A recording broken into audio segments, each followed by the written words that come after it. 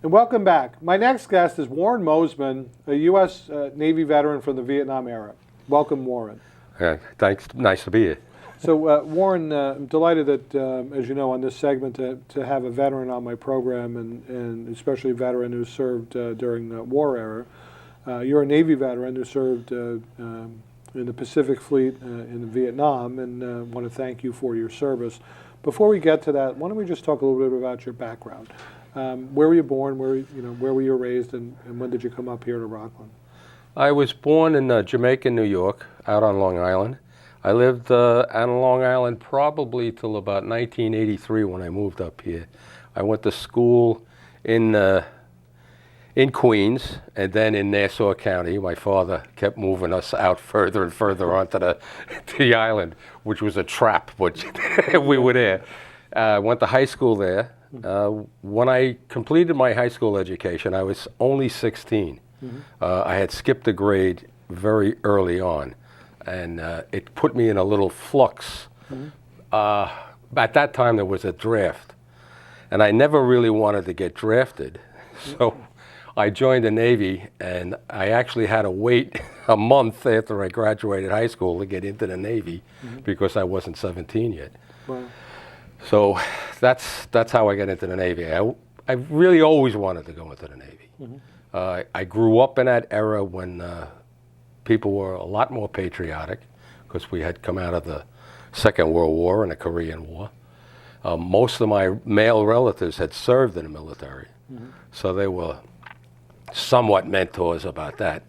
The thing I remember the most is I had an uncle who had been at Chosan Reservoir in Korea, and when I said I was thinking about joining the Marine Corps, he said, "I'll break both your legs before I let you go to the Marines." So when I said I'm going to go in the Navy, he said, "That's good." So. And so you joined when you were 17. Wow. And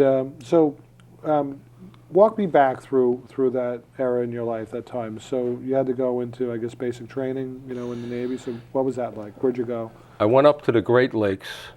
I can't remember the name of the town up there, but I wanted to go into the Navy, say September, in middle of September.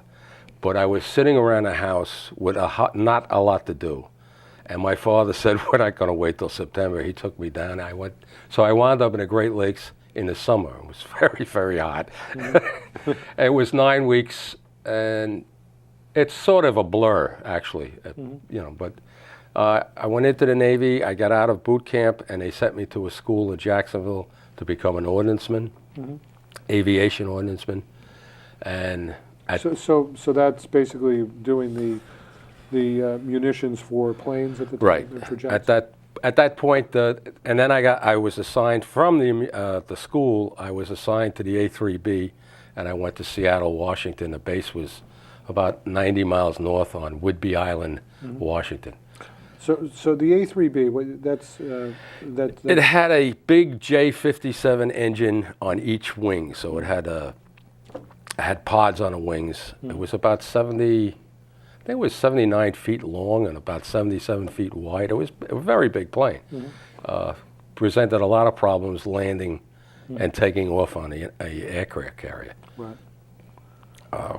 I was very fortunate. I was able to catch a couple of flights off the aircraft carrier in the A3B, and it is a very frightening experience, but it's over before you can actually scream. Yeah. So it's really quick, and then just. It's very fast. They have to get this plane, which is very heavy. I can't think of the weight of it, but in the length of a football field, that plane has to be doing 120 miles an hour. Wow. So it's a very sharp run.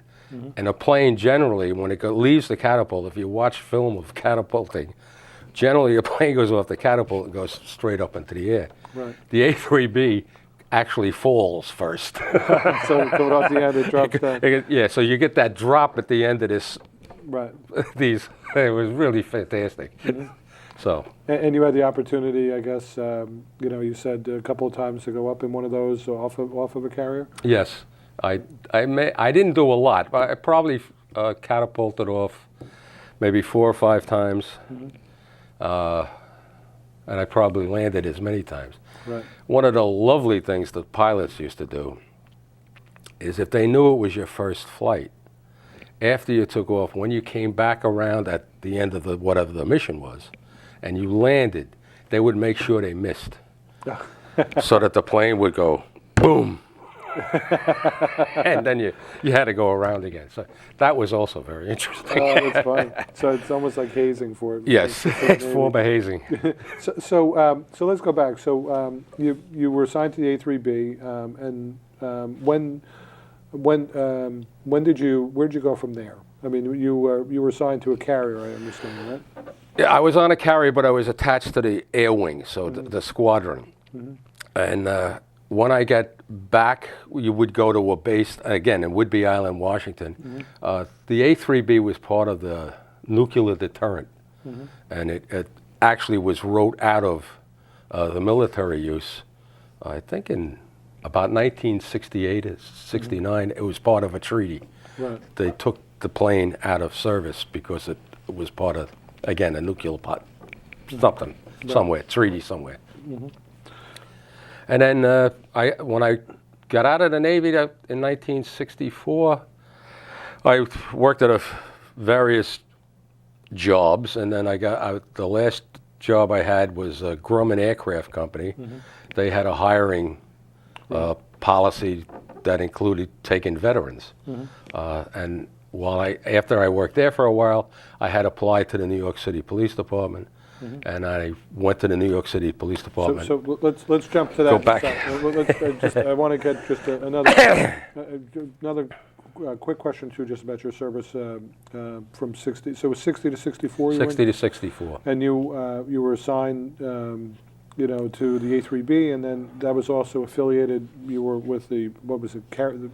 I think it was carrier. Midway. The Midway aircraft carrier was part of your group? Pacific Fleet. I can't remember which fleet, but it was part of that fleet.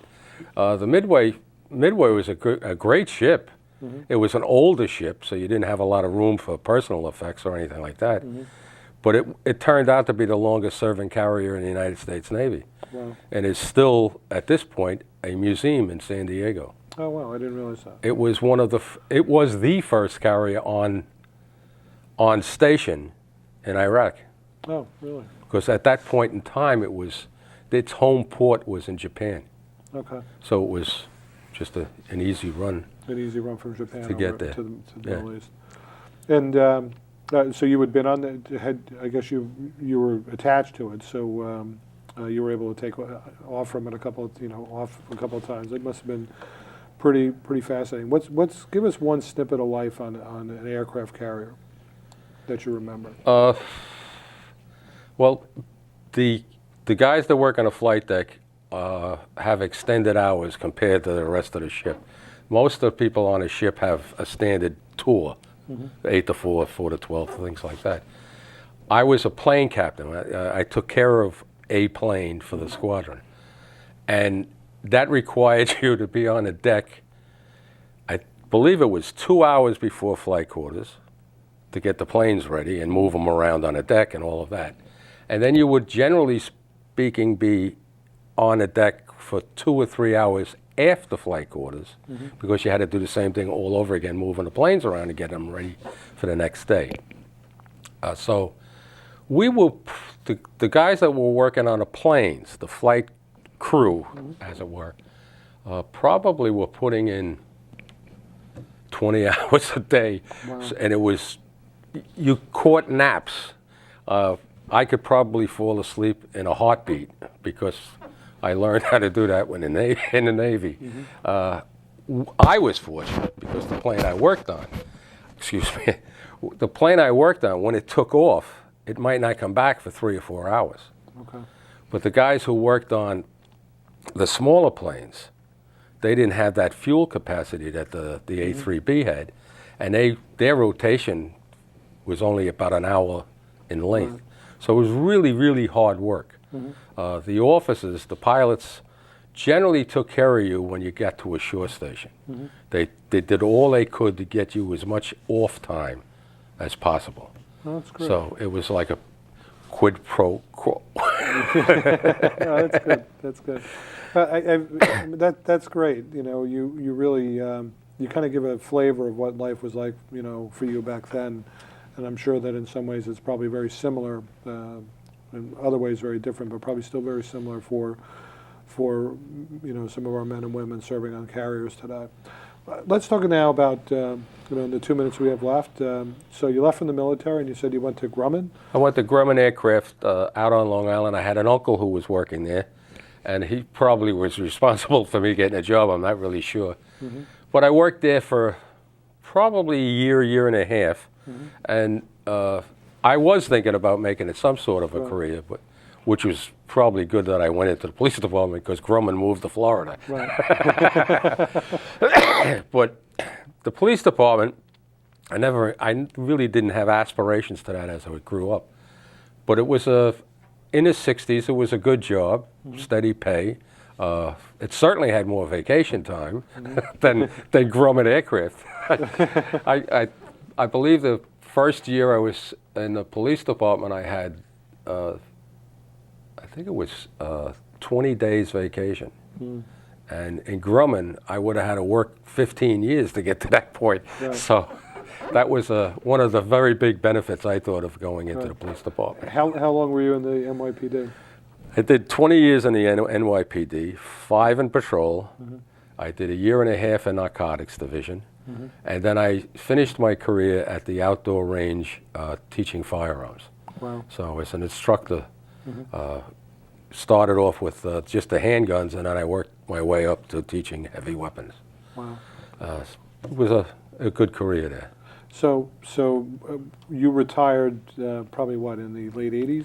In 1986, Okay, 1986. So you really saw some interesting times. You did. You kind of served in the Vietnam War, and you also served kind of in some of the unrest of the late 60s and 70s, you know, certainly that befell parts of the city. Yes, it was a tough time. Right. There are times when I look at what's going on in the news, and I say we're going backwards. Right. It's like we're going right back to those times of the late 60s, early 70s. Right. Were you on duty for any of the blackouts in New York City? I was actually, the one thing I remember is I wasn't on duty for the blackout, but I was on duty when the snow fell, and I think it was 66. Oh yeah, Lindsay? Under Lindsay's administration. Yeah. I think that day I probably worked. I worked more than 24 hours. I know that it was because once I had gone to work on a day tour, Mm-hmm. and the snow started on a day tour. Mm-hmm. So at the end of the day tour, you couldn't go home. They wouldn't let you because nobody could get in. Right. So we worked the 4 to 12, and then nobody could. You know, the city was just nothing was moving. Yeah. The only way you got the police cars around is you followed buses, because they would be, you know, they would be able to keep the snow from mounting. Right. I did wind up actually taking the radio car at the end, somewhere in the middle of the midnight tour, the 12 to 8 a.m. I slid into a snowbank, and that was the end of my patrol. That's funny.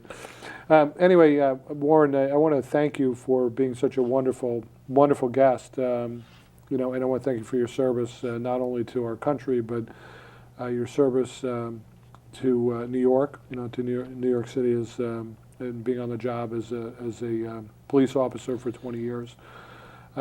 When did you end up moving up here to Rockland? 1983. 83, and you're involved, I would imagine, with some senior groups as well. And I belong to the Clarkstown Senior Group in St. Francis Church. right. And to keep myself busy, I belong to a Revolutionary War reenactment group, and that keeps me, active. Oh, great. Actually, I'll be doing something down in New Jersey this weekend. Oh, great. So Warren, again, thank you for being such a wonderful guest. Thank you for your service to our country in the Navy during Vietnam, and thank you for your service to our community as a police officer. Very much appreciated. Oh, you're welcome. Coming up next, Clarkstown Police Chief Ray McCullough.